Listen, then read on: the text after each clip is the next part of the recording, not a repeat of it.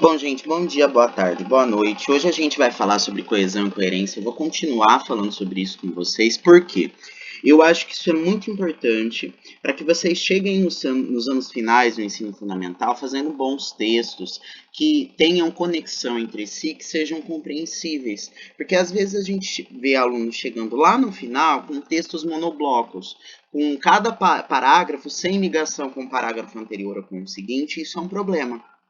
Bom, diante disso, a gente vem falando já desde a última atividade sobre coesão e coerência. Tá, coesão, lembrando, tem a ver com os ligadores, com os elementos que eu passo a agulhinha, com conectivos que fazem a junção das partes do texto, que ligam literalmente. Por exemplo, a própria palavra por exemplo. A palavra por exemplo, quando eu disse, ela ligou o que eu estava dizendo anteriormente com o que eu disse depois. Existem várias palavrinhas e aí vai depender do sentido que eu quero dar. Se eu quero dar um sentido de causa, eu vou utilizar um pois, um portanto, que na verdade não é causa, aí vai ser um sentido de conclusão. Se eu quero dar um sentido de tempo, eu vou utilizar um quando, um enquanto. Se eu quero dar um sentido de condição, eu vou utilizar um se. Caso você faça a tarefa, você irá depois brincar. Vocês usam isso. Eu só quero trazer isso à tona, na mente de vocês, para que o que vocês usam oralmente, vocês usem nos textos também escritos para relacionar as coisas e os parágrafos, tá bom? Bom, enquanto a coesão tem a ver com conectivos explicitamente, coerência, ela tem a ver com se o texto faz sentido ou não, se eu consigo lê-lo, se eu consigo tirar uma interpretação a partir daquilo que está escrito ou do que é dito. Se eu desse isso tem a ver não só com a forma como você escreve, que pode dificultar ou facilitar o entendimento, mas também com o idioma em questão. Se par exemple, je commence à parler comme ça. Eu disse para vocês se, por exemplo, eu começo a falar desse jeito. Eu estava falando em francês. Para quem não sabe francês, o texto oral que eu disse anteriormente é incoerente, porque vocês não conseguiram decodificá-lo. Vocês não conseguiram pegar a chavinha e girar o código e conseguir entender. Da mesma forma, um texto como esse aqui, ó, que para mim é lindíssimo, esse é a lenda de Prometeu. Do que ele fez, enfim, Prometeu e Pandora, de como ele foi castigado por Zeus. Para a maioria de vocês, ou para praticamente todos de vocês, esse texto é incoerente. Por quê? Ele não faz sentido, porque vocês não foram versados, vocês não sabem grego antigo. Então, esse alfabeto para vocês não faz sentido. É como se tivesse simplesmente um monte de desenhos, e a escrita não é um monte de desenhos, simplesmente. São símbolos que significam. E esses símbolos aqui em grego também significam coisas. Por exemplo, Prometheus de exridatos kai anthropos plaças edoken autois kai pur. Eu li a primeira linha, as duas primeiras, na verdade. Essa expressão que eu disse para vocês não significa nada porque vocês não têm a língua grego. Então, vocês não conseguem interpretar. Mas se eu colocasse para vocês, por exemplo, Prometeu, da água e da terra, moldou o homem e depois fez o fogo. Vocês conseguiriam entender. Por quê? Porque vocês sabem português. Aí não fica só um monte de desenho. Ficam símbolos que significam. E vocês têm a chavinha do português para enfiar na porta e abrir a porta do sentido. Tá bom? Bom, coesão e coerência. Sim, elas têm relações. Por quê? É muito difícil você ver um texto coerente que não tenha coesão. E o contrário também. Um texto sem coesão que seja coerente. Se a gente tem aqui, embora possa existir, mas isso também tem a ver com a nossa compreensão de mundo.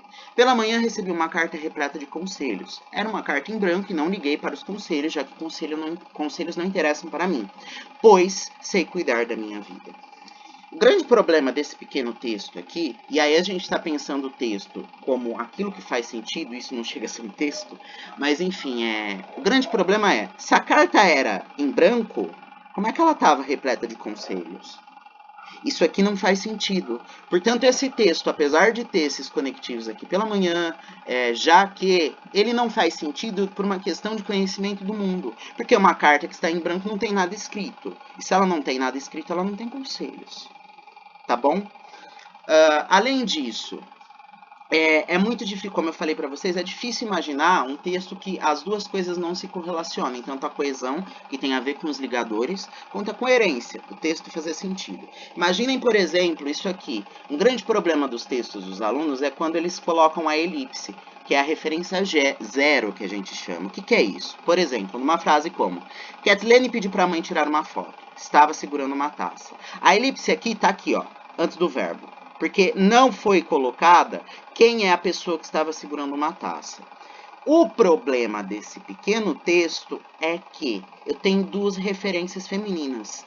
Tanto a Cat Slane quanto a mãe são mulheres. E aí eu não consigo saber. E ambas são elas, são femininos singulares. Eu não consigo saber quem estava segurando a taça. Se era a mãe, que tirou a foto com uma mão do celular e na outra estava segurando a taça, ou se é a menina, que chama Cat Slane e pediu para a mãe tirar a foto. Então, esse texto, por uma questão de coesão, que é como essa elipse foi colocada aqui, mal colocada, ele perde em sentido, em coerência. Eu queria só perguntar para vocês se esses enunciados aqui são do livro de Antônio Soares Abreu. Tom Abreu, um beijo, Tom Abreu, saudade. Se eles são incoerentes. Por exemplo, a garota de olhos negros tem olhos azuis. Isso não faz sentido. Se uma pessoa tem olho negro, ela não tem olho azul. Então, uma coisa exclui a outra. Ele é mais alto do que ele é. Ninguém pode ser mais alto do que é, porque se sua altura é 1,65, você não é mais alto que isso. Tá? A Aécio Neves tem 5 anos de idade. A gente, pelo nosso conhecimento de mundo, sabe que Aécio Neves, que é um político, ele não tem 5 anos de idade. A Terra é quadrada. Nós também, pelo nosso conhecimento de mundo das ciências, da geografia, da astronomia, sabemos que a Terra é redonda e não quadrada. Mesmo os terraplanistas por aí, gente, não, a Terra é redonda, tá? O time jogou muito bem e, portanto, perdeu a partida. Essa frase não faz sentido por uma questão de coesão mal empregada. Se um time jogou bem, a gente espera que ele tenha ganhado a partida, não que ele tenha perdido. Por isso, esse e, portanto, aqui, essa coesão, esses ligadores aqui não cabem, não encaixam. E é por isso que eu comecei com as pecinhas de quebra-cabeça. Porque esses conectivos aqui não encaixam, não dão sentido a essa oração. O que daria sentido a isso aqui seria: o time jogou bem, mas, apesar disso, perdeu a partida. Se a gente fizesse uma coisa, por exemplo, a Terra é quadrada naquele quadro. Num quadro em que eu pinto a Terra como quadrada, aí teria sentido. A Aécio Neves tem 5 anos de idade na foto que está em tal jornal. Aí teria sentido. Ele é mais alto do que ele realmente é naquela foto ali, porque parece que naquela foto ele está baixo. Aí teria sentido. Se eu pego uma garota que tem olhos negros e pinto ela com olhos azuis e falo: a garota de olhos negros ali, ó, no quadro, eu a pintei com olhos azuis. É outra coisa. Mas não é o que a gente tem aqui. Tá? É mais ou menos o que eu tô falando aqui, ó. No filme Insônia, Al Pacino morre no final, mas no seguinte 88 minutos conseguiu salvar a vida de um policial. Como é que isso aqui pode ser coerente? Como é que ele pode morrer num filme e depois voltar, salvar a vida? Porque a gente sabe que não é o Al Pacino mesmo que morreu, é o personagem dele. E são personagens diferentes porque estão em filmes diferentes. E o que eu falei, ó, nesse quadro, a garota de olhos negros tem olhos azuis. Todos esses conectivos ajudam a fazer sentido o texto. Eu espero que tenha ficado claro. Qualquer dúvida, vocês podem falar comigo.